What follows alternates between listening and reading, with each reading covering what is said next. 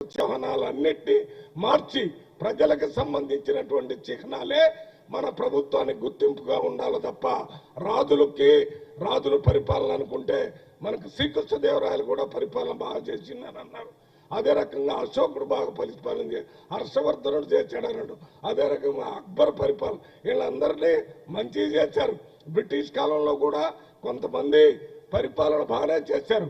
కానీ అది రాజరిక పరిపాలన గుర్తు కాబట్టి లేకుండా చేసుకున్నాం.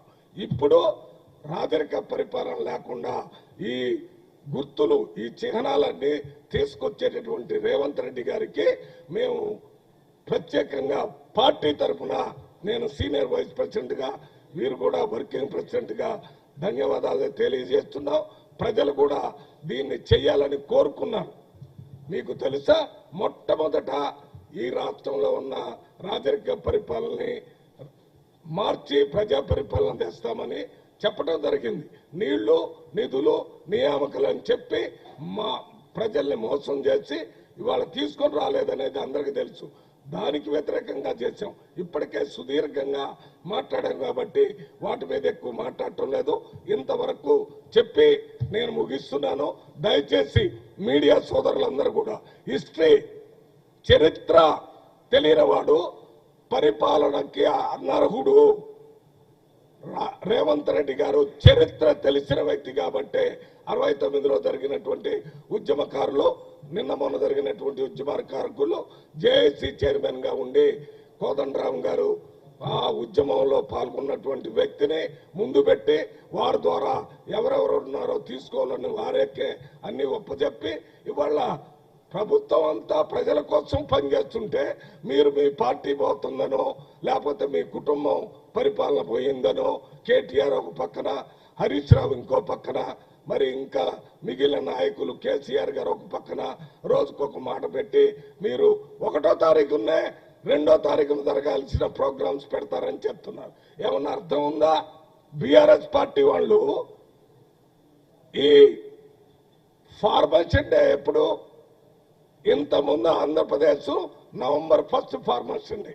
ఆ నవంబర్ 1 మనం సెలబ్రేషన్ జరిగేది ప్రభుత్వం తరఫున లేకపోతే పార్టీల తరఫున. మరి ఇప్పుడేం జరుగుతుంది? ఇవాళ బీఆర్ఎస్ పార్టీ ఇప్పుడు జూన్ 1 తారీఖునే వారు సెలబ్రేషన్స్ పెట్టి ఇక్కడి నుంచి అక్కడికి అక్కడి నుంచి ఇక్కడికి ఇక్కడిక్కడే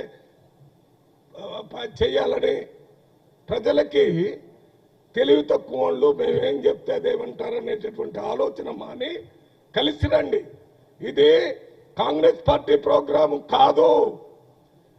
ఇది 4 కోట్ల మంది తెలంగాణ ప్రజల ఆత్మగౌరవాన్ని ప్రతిబింబించే విధంగా వారి ఆకాంక్షలకు అనుగుణంగా సోనియా గాంధీ తల్లి తెలంగాణ ఇచ్చిందని కేసీఆర్ తో సహా వారి కుటుంబ సభ్యులంతా ఢిల్లీ పోయి అమ్మ నువ్వే ఇచ్చావు, నువ్వే తెలంగాణ తల్లి అని చెప్పావు.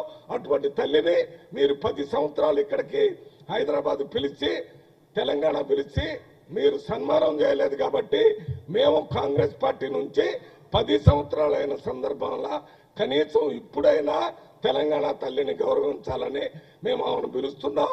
అందువల్ల ఈ పోటీ కార్యక్రమాలు పెట్టకుండా ప్రభుత్వ కార్యక్రమాలు ఇవి కాంగ్రెస్ పార్టీ కాదు, అన్ని పార్టీలు సహకరించాలని ముఖ్యంగా బీఆర్ఎస్ పార్టీ నాయకులు కేసీఆర్ గారు కేటీఆర్ గారు ఒక్కసారి ఆలోచించి ప్రభుత్వానికి సహకరించాలని మీ అందరికీ విజ్ఞప్తి చేస్తున్నాను.